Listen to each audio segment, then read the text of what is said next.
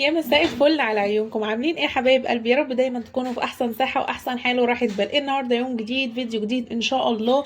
مشروع كده هتعمليه هتكسبي منه ذهب، عايزه اقول لك هتاكلي منه الشهد، وهو خلال شهر واحد يا بنات، اللي هو شهر رمضان الكريم. ربنا يعوده عليكم بالخير يا رب. اللهم بلغنا رمضان لا فقدين ولا مفقودين. النهارده بجد الفيديو هيبقى مفيد جدا. كل واحده او ست بيت نفسها تعمل مشروع جميل جدا من بيتها خلال شهر واحد وتكسب منه ما شاء الله عدد كتير قوي من الفلوس، انك تطلعي خلال الشهر ده شاريالك من مكسب خاتم ذهب او سلسله. والله العظيم اراهنك انك تعملي كده. مجهود يعني محتاج منك شويه مجهود، يعني ايه، بسيط جدا، وانتي قاعده في بيتك وانا قاعده في بيتي يا مسك. ايوه، لو لسه اول مره تشوفي قناتي اسمها وصفه ونصيحه مع مسك، خشي كده خدي لك لفه في الفيديوهات، ان شاء الله هتستفادي منها كتير. ما تنسيش بقى تنوريني وتضغطي على زر الاشتراك اسفل الفيديو، علشان ان شاء الله كده تشوفي الجمال اللي مسك جايبهولك ان شاء الله من هنا، وجايب فيديوهات في تقدم باذن الله، نجاح لنجاح. طبعا احنا عارفين ان وراه يعني ان شاء الله الفيديوهات دي ان كل ست بيت يبقى ليها مشروع خاص بيها، يبقى عندها الحاجه اللي نفسها تحققها، اهدافها ان شاء الله تحققها بفضل ربنا، ثم بفضل الفيديوهات اللي مسكي بتنزلها لكم. فما تنسونيش كده بالصلاه على النبي، نوروا لي كده يا بنات التعليقات بالصلاه على النبي عليه افضل الصلاه والسلام، بنيه توسيع الارزاق وتيسير اموركم واحوالكم، اللهم امين، وهدايه اولادكم وصلاح يعني حياتكم وعيشتكم بفضل ربنا. صليتوا بينا على النبي زيدوا النبي صلاه. وهو اول حاجه بنات، طبعا انا قلت لكم حلاوه الست الشاطره، وطبعا انتوا كلكم ستات شاطرات يعني وكده، ان هي تستغل الحاجه. طب استغل الظروف اللي هي ايه اللي انا فيها، يعني كل طبعا شهر وليه الموسم بتاعه، عايزه اقول لك كل شهر اتنين تلاقي مشروع تمام وتدخلي منه فلوس. الشطاره مش ان انا افضل ماشيه في مشروع واحد وده ما بيكسبش واقعد فيه سنه، لا ده ما بيكسبش تمام، ما هو ما بيكسبش معاكي وشايفه ان ما فيش تقدم، ايه اللي مقعدك فيه؟ تمام. خليكي يعني ايه، زي ما انت مثلا بتفكري هعمل كذا وكذا، لا فكري ربحك منه قد ايه، مكسبك منه قد ايه. هل لو استمريت بعد سنه انا شايفه فيه مكسب، طب لو انا شايفه فيه مكسب ماشي استمر، لو انا شايفه ان الحاجه دي ما فيهاش مكسب يبقى ما استمرش عشان ما اضيعش وقتي. تخيلي ان كل ساعه بتعدي من حياتك عمرها ما بترجع تاني. فعايزه اقول لكم يعني بفضل ربنا حاولوا على قد ما تقدروا تبقى ليكم هدف في حياتكم، ورقه وقلم واكتبوا ورايا يا بنات. عايزه اقول لكم اول حاجه، واحنا طبعا في شهر رمضان، المشروع بتاعنا اللي هو هقول لك كذا يعني فكره كذا مشروع. فكره ممكن تستغليها من اول رمضان كمشروع، وفكره تانية مشروع تاني ممكن تستغليه مثلا من اول 10 ايام في رمضان كده، من بعد اليوم العاشر، ده بيبقى مشروع تاني خالص. خلاص. طب ايه هو مسك المشروع؟ اضغطوا لايك كده وشجعوني بالصلاه على الرسول، ويلا بينا على طول اقول لكم على المشروع. بصوا يا بنات، مشروع الكحك والبسكوت. ايه ده يا مسك؟ مشروع كحك وبسكوت ايه؟ هو انت قاعدين في البيت ونعمل؟ لا مش هتعملي. ومش هقول لك روحي اشتري من مثلا من السوبر ماركتات او محل الحلويات وبعي، لا. عارفين المصانع اللي هي بتاعت كفر الشيخ وطنطا؟ طب اللي موجود معايا هنا يا بنات وبيتابعني من كفر الشيخ او من طنطا يكتب لي في التعليقات. المصانع دي يا بنات بتبقى تحفه وكحكها تحفه. طب يا مسكي ايه المشروع في كده؟ المشروع حبيبه قلبي انك بتتصلي، تمام، وهسيب لكم رقم المصنع في الكومنتات في التعليقات، في اول تعليق مثبت رقم كذا مصنع، انك تتعاملي معاه الاقرب منك تتعاملي معاه. هتطلبي منه الاوردر، تمام، بيبقى مثلا بالكميه، هتطلبي مثلا 100 كيلو، وفي بالطن وفي بالنص طن على حسب الكميه اللي هتجمعيها. اهلك بقى وجيرانك واصحابك وسلايفك وحماتك واخواتك، وعايزه اقول لك يعني ومراتات اخواتك، بصوا بقى مفيش احلى من كده، والكل بيشتري كحك وبسكوت. وكمان ان كل لما تيجي تحسبيها تلاقي انك لو عملتي في البيت هيبقى مكلف عن انت هتشتريه ده، لا، واطعم كمان اللي انت هتشتريه هيبقى اطعم من انت هتعملي في البيت، لا ده الكل هيشتري. وعلى ضمانتي يا بنات وراهن على كده، ان اقسم بالله كمان مره جربت من مصنعين، واحد من طنطا وواحد من كفر الشيخ، تحفه. والسنه اللي فاتت لما جيت لا لقيت، لا ده انا معلش يعني ده انا اوفر لي ان انا اشتري، مفيش اطعم من يعني بالجمال ده. تخيلي انت لو عملتي المشروع ده ومن دلوقتي، يعني بلاش من اول ما ندخل رمضان، من دلوقتي قولي لجيرانك قولي لحبايبك مثلا ورني على المصنع، تمام، هسيب لك الرقم في اول تعليق مثبت، وترني وتعرفي الكيلو هيبقى واقف بكام جمله، وعرفيني انت هتاخدي وهتبيعي والكلام ده. خلاص. ويعني عايزه اقول لك لو انت مثلا بدايه من 100 كيلو، ابداي من 100 كيلو في الاول. خلاص. وممكن تتصلي وتطلبي كمان اوردر. طب انت شايفه ان انت ما شاء الله ليكي قرايب كتير ومعارف كتير، وهتعرفي تاخدي مثلا 500 كيلو اللي هو نص طن، يا مكسبك ويا شطارتك، تمام، هيطلع لك ما شاء الله ربح خلال ال10 ايام دولت او خلال الشهر ده، ان انت تجيبي الحاجه يا دوبك واللي موصيكي عليها تسلميها له، ما شاء الله انت هتطلعي في الشهر ده بربح كبير قوي. خلاص. يعني عايزه اقول لك وتحجزي بقى. يعني مثلا قلت لاختي عايزه 2 كيلو، اقوم كاتبه مثلا 2 كيلو كحك، كيلو مثلا بوتيفور، 2 بسكوت، ادي واحده مثلا اخدت، لو واحده مثلا بتشتري 2 كيلو كحك، 2 كيلو بسكوت، كيلو بوتيفور، ادي 5 كيلو، يبقى انا كده طلبت 5 كيلو اهو الواحده.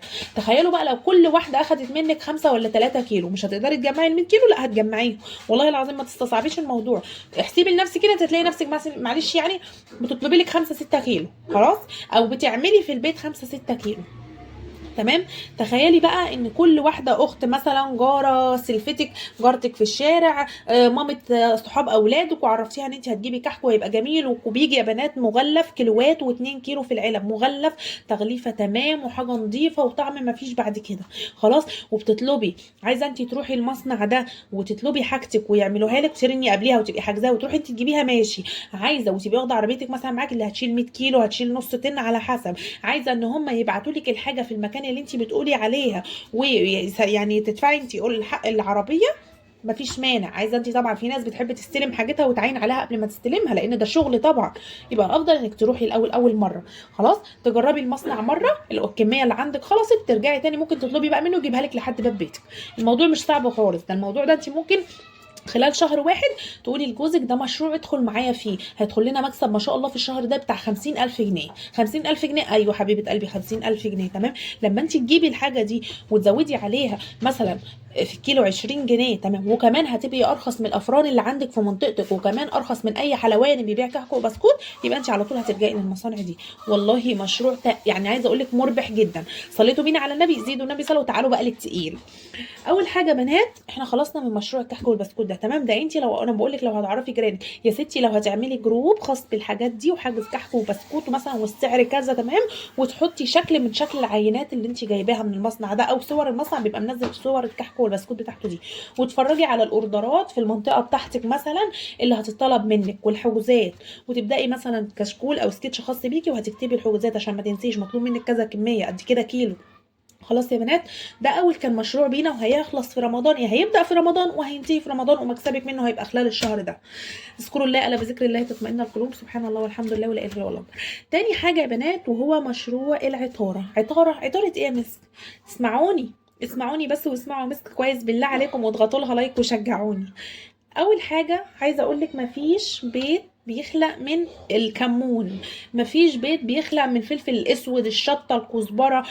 دلوقتي بهارات كتير قوي، بس الاساس ايه؟ الاساس كمون، فلفل اسود، شطه، كزبره، ده الاساس. تمام. حاجات بقى التانية دي كده اللي هي التحابيش دي، مثلا بهارات لحمه، بهارات فراخ، الكلام ده. تخيلي لو انت جبتي الحاجات دي عندك من العتبه والمسكي و اللي هي وسط البلد يا بنات، تمام، من عطار كبير مثلا بيبيع بالجمله، واشتريتي اربع من الحاجات دي، بس تجيبيها حصى. خلاص، حصى يا بنات، ما تجيبوش حاجه مطحونه. وانت تجيبي كل حاجه، الفلفل الاسود تقوم مدياله تحميصه خفيفه قوي في مقلايه عندك وسايباه يهدى، تكون انت حمصتي الكمون لوحده، تكون انت كده. واشتريتي الاكياس الصغيره دي، استنوا هوريكم. بصوا يا بنات، صلوا على النبي الاول، وما تنسوش تحطوا اللايك. صلوا على النبي يا بنات بنية تيسير اموركم واحوالكم، اللهم صل وسلم وبارك على سيدنا محمد وعلى اله واصحابه اجمعين. الاكياس دي يا بنات، وفي الاطول كمان، تمام، عايزه اقول لك كميه ب5 جنيه، يعني بصوا حاجه لا تذكر. وبداتي انك تعبي خلاص، مثلا على حسب بقى، بعشرات بخمسات، عبي بعشرات خلاص، 10 كده شويه كمون حلوين، تمام. ويستحسن انك يبقى عندك ميزانه اللي هي الصغيره دي، اللي هي الجرامات، خلاص، كانت ب50 او ب70 جنيه خلاص لو ما عندكيش يعني. وتبداي تعملي كده وتغلفي. طب هقفل التغليفه دي ازاي؟ بالمكوه بتاعتك. خلاص، هتسخني المكوه وتقومي قافله بيها. مثلا هسخن طرف السكينه، الحز بتاع السكينه، واقوم دايسه مثلا ايه كده بيه هنا، هيقوم قافل لي الكيس ومغلفهولي. وتكعبي مثلا بعشرات. وممكن ناس برضو بتحب تاخد الحاجه دي حصى، فانت لما انت بقى مثلا تجيبي الحاجه دي برضو حصى، وتديها تحميصه بس خفيفه خفيفه قوي، وتعبيها بعد ما تبرد حصى زي كده، واللي ياخدها منك يطحنها على طول، هيشكر في البهارات بتاعتك على طول. عايزه اقول لك عبي اكياس بعشرات، 10 فلفل اسود، 10 مثلا كمون، 10 كزبره كده. وعرفي جيرانك وكده، اللي قبل ما تشتروا بهارات رمضان انا عندي، انا جايبه لكم مثلا بهارات رمضان، حاجه مستورده وحاجه نظيفه وحاجه ريحتها تحفه وكده. خلاص، وهتبداي تسوقي في الحاجات دي. الحاجات دي جميله قوي خلاص، مش مكلفه قوي يعني، بس مشروع انت لو بداتي فيه وحطيتي رجلك فيه ده، انت بعد كده مش هتجيبي بالارباع، انت بعد كده هتجيبي بالكيلوات، وبعد كده هتجيبي بعد كده بالشكاير. بالشكاير، ايوه، اللي هيجرب حاجتك، وطبعا الحاجه نظيفه. طبعا عايزه اقول لك العين بتاكل قبل البق، حاجتك نضيفه، ريحتها حلوه. اللي بتشتري منك البهارات لو ربع معلقه كمون كده ريحتها مفحفحه احسن من معلقتين ثلاثه وريحتها زي عدمه، تمام، كتره زي عدمه. فاهمين يا بنات؟ صلوا على الرسول عليه افضل الصلاه والسلام. كمان داخلين احنا في موسم المكسرات. المكسرات بقى زبيب، جوز هند، سوداني، الكلام ده. تخيلي لو انت برضو جبتي مثلا 2 كيلو سوداني وقشرتيهم خلاص ووزنتيهم برضو بعد التقشير خلاص، او جبتيهم متقشرين جاهزين وحمصتيهم كده وعبيتيهم برضو في نفس الكيس بعشرات، او مثلا اكياس مثلا اكبر من دي بتبقى اطول بقى قد كده مثلا يا بنات، وتعبي مثلا اكياس مغلفه بعشرات مثلا جوز هند على زبيب على السوداني. بتبقى شويه صغيرين على قد مثلا يعملوا لك صينيتين كنافه مثلا، بس ب 10 جنيه. في ناس عايزه اقول لك طبعا احنا عارفين ان الدنيا على القد شويه والحياه صعبه والحياه غاليه، وفي ناس اساسا ما بيشتروش الحاجات دي خلاص، ما بيشتروش كده، ما بيبقاش ليهم مثلا ميزانيه محدده ان انا نشتري كده قبل رمضان، لكن مثلا بيشتروا بالطلب. هنعمل صينيه كنافه، لا ابعت ابني مثلا جري عند العطار يجيب لي ب 10 جنيه. هو معظم الناس ماشيه على كده. احنا عارفين الدنيا غاليه يا بنات، والدنيا غاليه عليا وعليكي وعلى الكل، فدي حاجات بسيطه وحاجات اقتصاديه. مفيش مانع ان انت برضو تعبي اكياس من كده خلطه على بعضيها ويبقى الكيس ب 10 جنيه. جارتك، صاحبتك، مامتك، سلفتك مثلا كده عايزه مثلا هتعمل كنافه، هتعمل قطايف، هتبعت لك ابنها بتاعت بال 10 جنيه. الموضوع هيبقى فيه مكسب. عايزه اقول لك ما تستصعبيش الموضوع، بل بالعكس، حاجه من هنا على حاجه من هنا، هتكسبي من هنا 5، هتكسبي من هنا 3، هتكسبي من هنا 10. هتلاقي الموضوع ماشي معاكي، هتلاقي نهايه الشهر ما شاء الله من ان انت شهر عدى ما كنتيش بتعملي حاجه والشهر ده طلع لي منه مثلا مكسب من 10 20 الف جنيه من هنا ومن هنا، على كحك وبسكوت، على عطاره، مكسرات، لوازم الكحك كمان، تشتري لك شكاره دي اللي هي 25 كيلو وتعرفي جيرانك اللي قبل ما تعملوا كحك والبسكوت اللي بيشتري دي، ده انا عندي دي وارخص مثلا من العطار جنيه، لو عطار مثلا بيبيعوا ب 20 بيبيع انت ب 19، تمام. هتلاقي الشكاره اتسحبت في ثانيه واحده خلاص وهتكسبي منها. يطلع لك ايه يعني؟ يطلع لك مكسب مثلا 20 30 جنيه. عايزه اقول لك ما تقوليش ما تستقليش بالحاجه، والله العظيم الجنيه ليه قيمه. لا قدر الله ان ممكن الجنيه ده تقفي عليه في وقت. في ناس يا بنات بيبقوا واقفين على الجنيه ده خلاص. فربنا يا رب ما يوقعكم في دقيقه ابدا، وربنا دايما يبقى يجعل بيوتكم عمرانه، تمام، ويجعلكم دايما، عايزه اقول لكم يعني ما تحتاجوش لحد ابدا ولا يحوجكم لحد ابدا. بس صدقوني اسعوا اسعوا وما تفضلوش واقفين. ما نفضلش نقول الحياه صعبه، الحياه زنقه، ده المرتب ما بيكفيش. المرتب ما بيكفيش، بس احنا في ايدينا نخليه يكفي. احنا في ايدينا ان احنا نسعى ونخلي المواضيع دي تبقى ما شاء الله سهله علينا، ونربي ولادنا ونجوزهم ونعيش حياه. بصي، واللي نفسها تطلع عمره وحج بعد كده تطلع، تمام. طول ما في هدف، طول ما انت كاتبه اهدافك وبتبصي لها كل يوم، وتيجي معوده نفسك انك تبصي لها بالليل قبل ما تنامي، وهاي انا عملت ده ولا لا، مشيت في ده، خدت خطوه فيه ولا لا، وابدا ادي لنفسي علامه صح، علامه غلط ان انا مشيتش مثلا في الموضوع ده، وابدا اشجع نفسي. ابدا ان انا ابص مثلا للناس اعلى مني او ستات زي كده بس في حاجات تانية مستواهم اعلى. مش ابص علشان ان انا ابقى زعلانه، لا، انت بتبصي عشان تتشجعي. في فرق يا بنات، في فرق انك تبصي وزعلانه ان الشخصيه دي مثلا بقت كده وانت لسه مكانك، وفي فرق انك فرحانه لها وانك نفسك تبقي زيها او نفسك تبقي اعلى. مفيش مانع خلاص، بس اجتهدي. اسعى يا عبد وانا اسعى معايا دايما، ونسعى معاك دايما. بقول لكم عن الموضوع ده، تمام.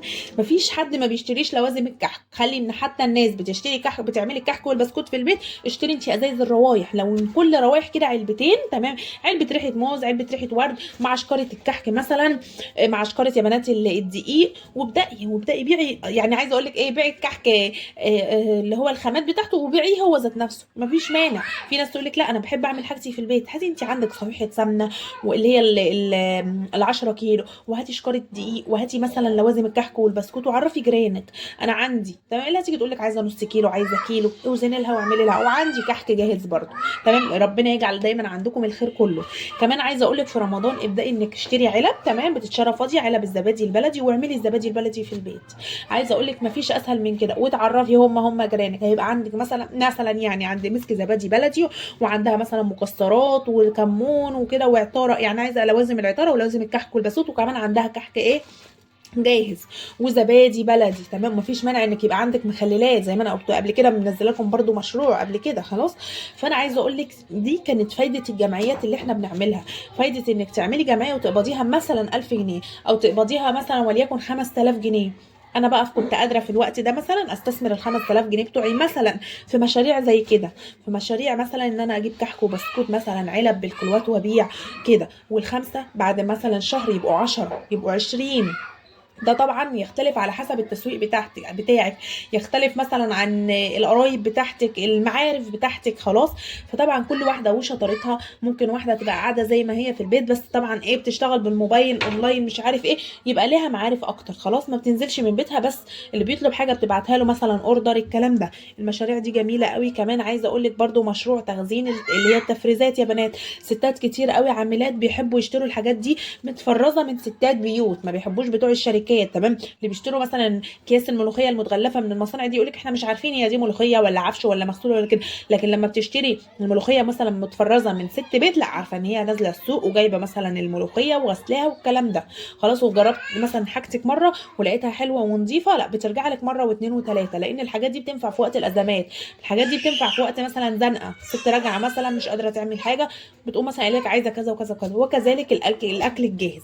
فعايزه اقول لك ما تقفوش على حاجه. بس احسن حاجه عايزه اقول لكم وتشجعي فيه موضوع اللي هو مشروع الكحك يا بنات، ده من اللي هو من مصانع اللي هي كفر الشيخ ومصانع طنطا. عايزه اقول لك جميل قوي، وكمان مكسبه يعني في الشهر هيبقى ما شاء الله مكسبه حلو قوي. يا رب تكون الفكره عجبتكم، يا رب ما تكونوش نسيتوا تحطوا اللايك كده والاشتراك في القناه ولايك للفيديو والصلاه على الرسول عليه افضل الصلاه والسلام. يا رب كده يعني يكون الفيديو عجبكم. اترككم في فيديو جديد في حفظ الرحمن، والسلام عليكم ورحمه الله وبركاته.